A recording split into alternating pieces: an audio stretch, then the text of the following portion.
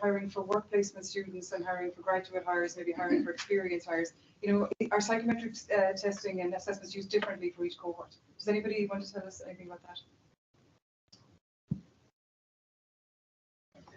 I'm not sure not much in terms of the interns. My apologies, I've swallowed a lung. Yeah, it's the first time it's happened in a panel discussion, so I do apologise, and apologies for disrupting yours, Sinead. Sorry, I missed some of what was said there, so I apologize if I cover over some of this.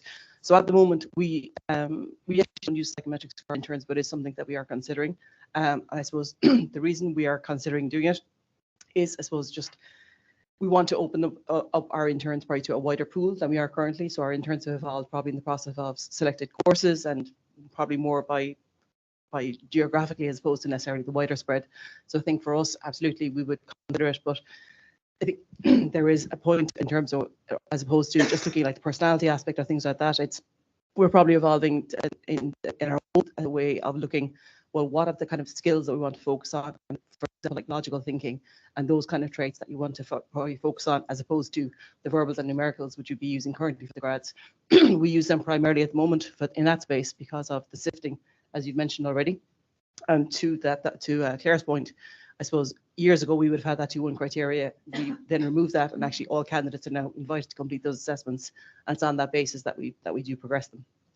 I apologize if I'm going completely off tangent. I'm still processing that perspective. I think there, from an employer perspective, there's absolutely some merit in it, but it has to be one piece of an overall picture. Unless it's really high volume, you have to have some point in time where you say, right, we do need to bring this down to a point where we can start looking at them in a bit more detail.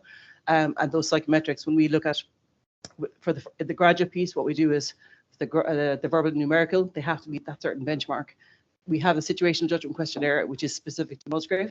And within that, that gives us a sense in terms of how they may perform in typical situations within our business. We don't use that for screening out at that stage. We looked at the final stage when we're shortlisting for our assessment centres.